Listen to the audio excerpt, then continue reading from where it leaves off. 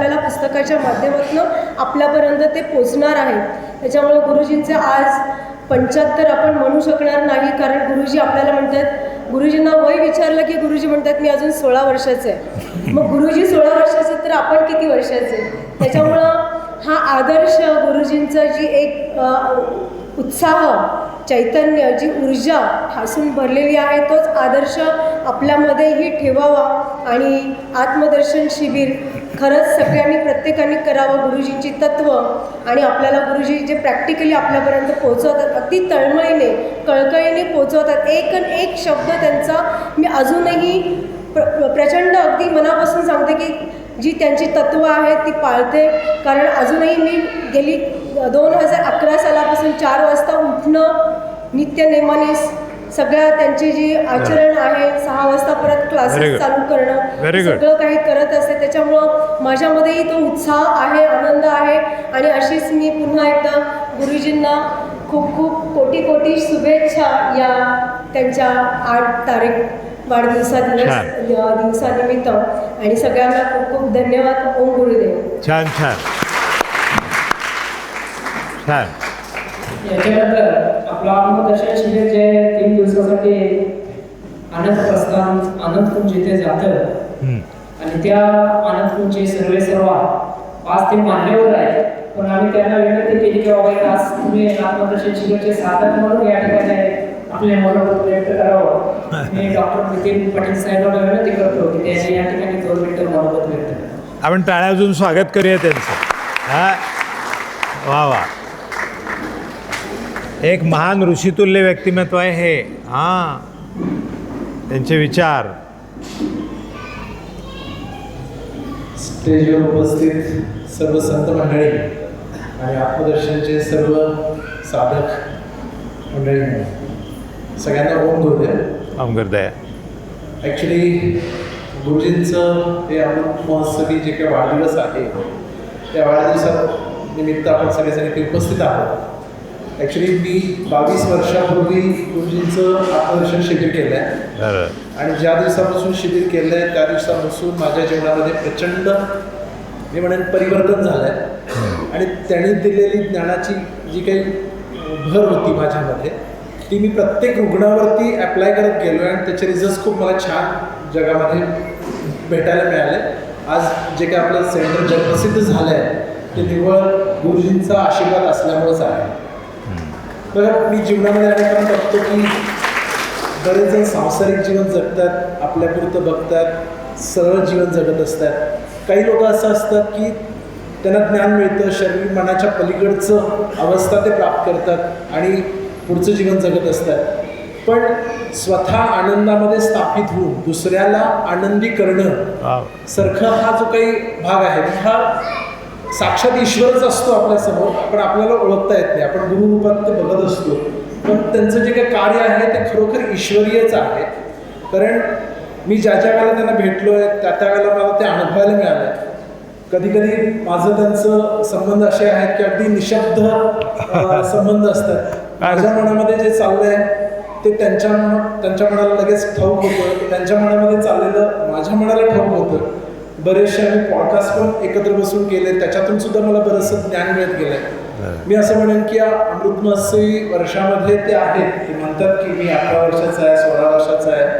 पण मला असं वाटतं की एक डॉक्टर म्हणून मी त्यांना नेहमी म्हणत असतो की आता 75 झाले आहेत, ते पुढचं काय करणार तुम्ही? बरोबर, तुम्ही सगळ्या जगाला सांगतात की बाल्यावस्था आहे, म्हणजे ब्रह्मचर्य अवस्था आहे, गृहस्थाश्रम आहे, बरोबर.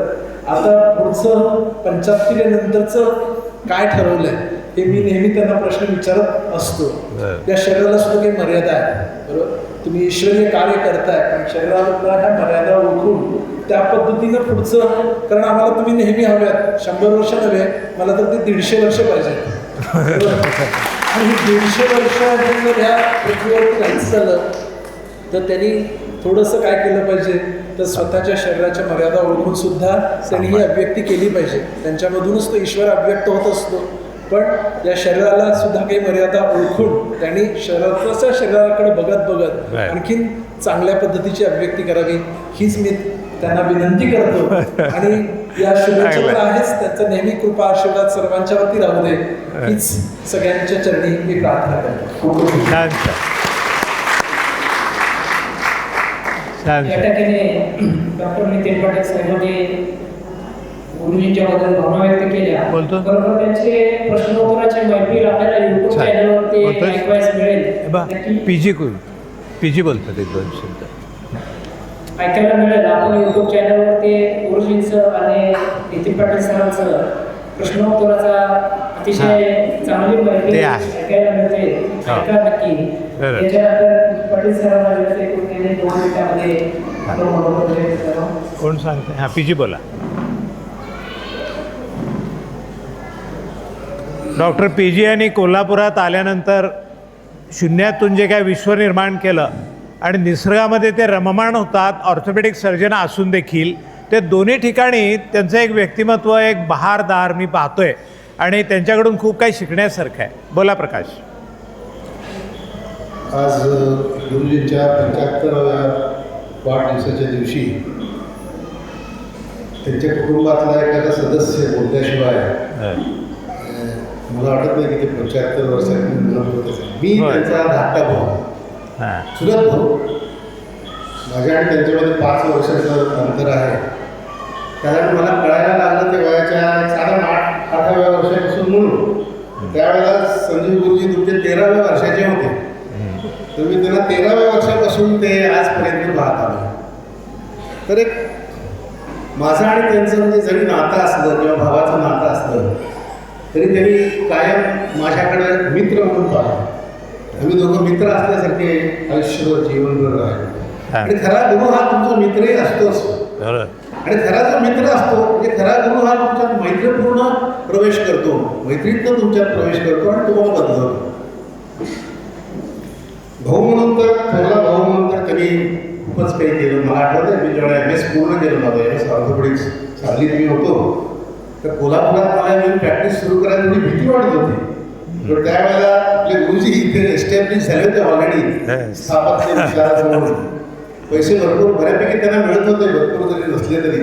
पण तरीही त्या परिस्थितीत त्यांनी मला सांगितलं तू काळजी करू नको, तू कोल्हापूरला ये आणि मी तुला इथे एस्टॅब्लिश करून द्यायसाठी प्रयत्न करेन. आणि नुसतं असं ते बोलले नाही तरी त्यांनी ते करून दाखवलं. हा त्यांच्या कुटुंबातला एक त्यांचा भाऊ म्हणून मला सांगावंसं वाटतं. त्यांच्या 75व्या वाढदिवसाच्या दिवशी एक मित्र, एक भाऊ आणि त्यानंतर एक गुरु म्हणून त्यांनी माझ्या जीवनामध्ये काम केलं. म्हणजे तिन्ही रूपं ही बाळगणारा, तिन्ही रूपं सांभाळणारा असा बंधू मला मिळाला हे माझं मी परमभाग्य समजतो. मी एक पुस्तक लिहिलं मैत्र नावाचं. ते पुस्तक मला वाटतं साधारण 15-20 वर्षापूर्वी प्रसिद्ध झालं. आणि माझ्या जीवनात जे लोक माझे मित्र म्हणून आले, मग त्या स्त्रिया असतील, मित्र असतील, पुरुष असतील, त्या लोकांनी माझ्या जीवनामध्ये आणि माझ्यामध्ये काय परिवर्तन केलं त्याबद्दल त्या पुस्तकामध्ये मी आवर्जून लिहिलं आहे.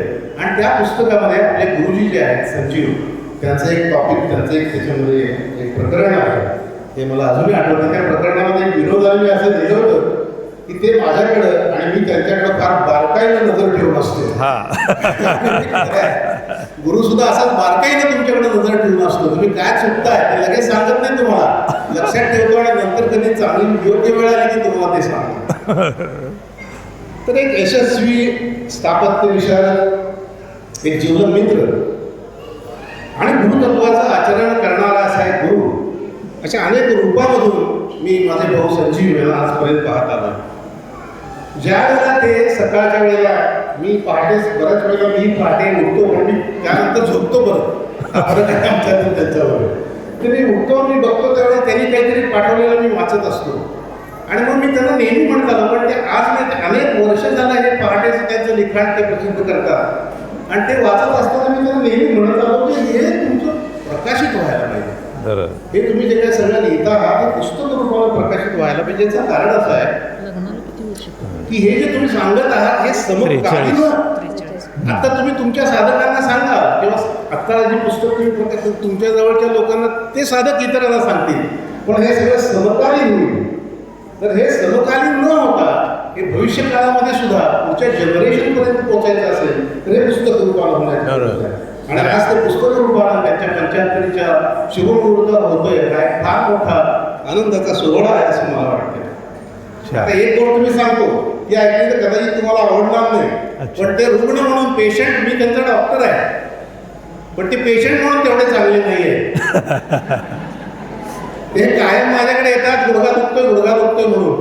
मी त्यांना सांगतो उड्या मारायचं पहिलं बंद करा, गुडघा दुखायचा थांबेल.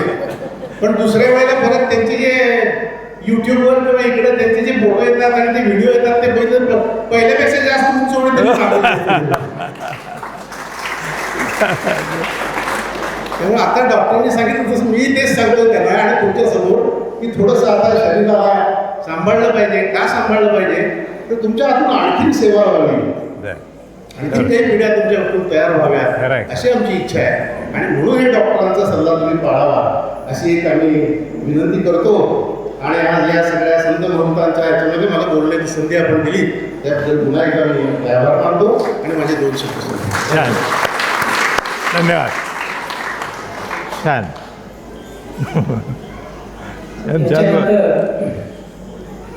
आदरणीय गुरुजी आणि मौली यांच्या लग्नाला जवळजवळ आज 43 वर्षे पूर्ण होत आहे.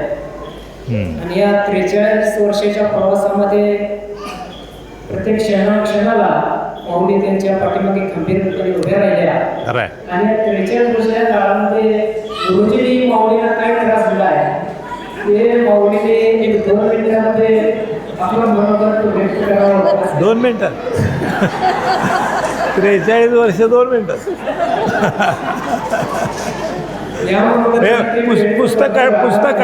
पुस्तक काढणार आहे त्यावर. मौलीला विनंती करतो 5 मिनिटं पण. मनोगत व्यक्त करावं.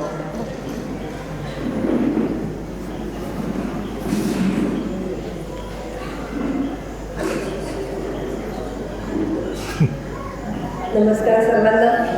आज यांच्या वाढदिवसाच्या निमित्तानं तुम्ही सगळेजण इथं आलात. खूप छान आनंद वाटतोय. काय बोलायचं तसं बघायला गेलं तर लग्नाची 40 वर्ष म्हणजे आता पुढच्या महिन्यामध्ये आमचा लग्नाचा वाढदिवस येतो. 44 वर्ष पूर्ण होतात. आणि लग्न झालं आमचं म्हणजे ठरलं वटपौर्णिमेला आणि झालं गुरुपौर्णिमेला.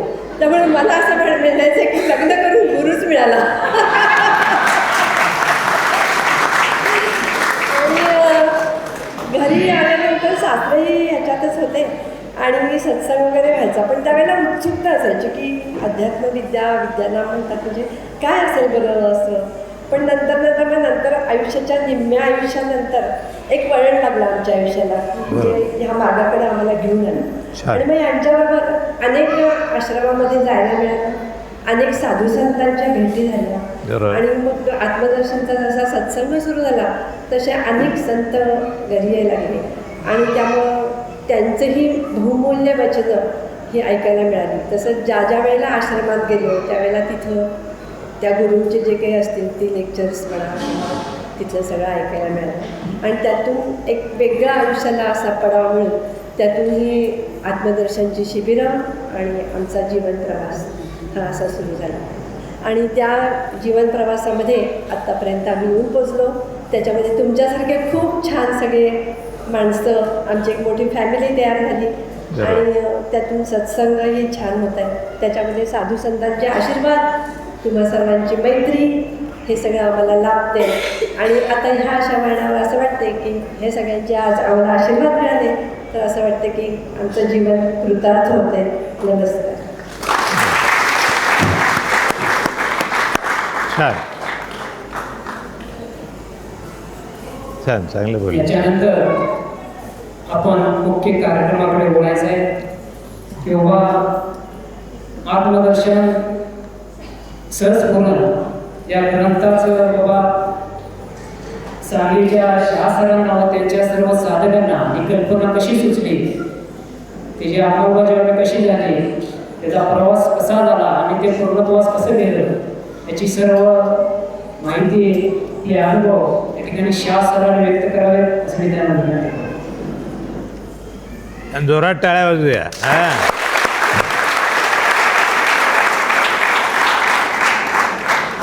शांतपणानं सर्वांना एकत्र कसं करायचं हे निलेशनं पाहिलं ना, तर सगळ्या सांगलीकरांचं त्याच्यावर अपरंपार प्रेम आहे.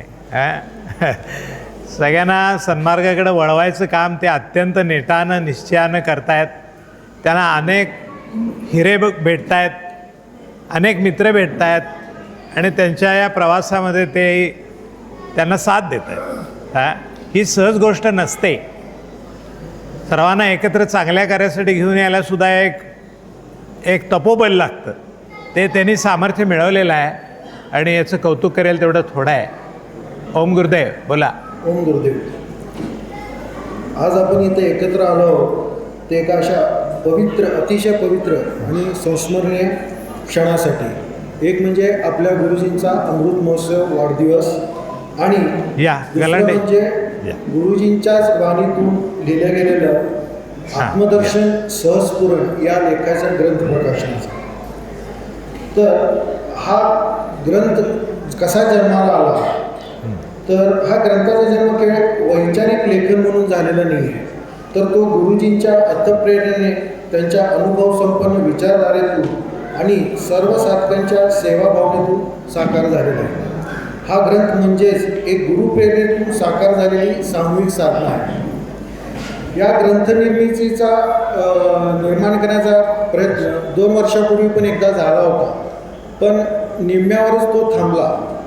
का ते काय माहीत नाही, पण म्हणतो नाही जसं योग, ज्या गोष्टीचा योग येत नाही तोपर्यंत ती गोष्ट घडलीच जात नाही. या फेब्रुवारी महिन्यात परत एकदा ह्या ग्रंथनिर्मितीबद्दल चर्चा झाली की आता हा ग्रंथनिर्मिती करायची आणि सर्व साधकांची अशी इच्छा आहे की हे जे आपल्याला रोज गुरुजी सकाळी त्यांचा अनुभव एक चांगला असा सहजपूर्ण आपल्याला पाठवतात, तर त्याचा एक संग्रह असावा. आणि सर्व साधकांची अशी इच्छा होती. त्यावेळी गुरुजींनी परत एकदा बोलवून दाखवलं की आपण फेब्रुवारीमध्ये सांगली शिबिर होतो की हा ग्रंथ आता आपण परत एकदा तुम्ही निर्माण करण्यासाठी प्रयत्न करा. मग यावेळी डॉक्टर विद्याधर धर्माधिकारी आणि माझ्या चर्चा झाली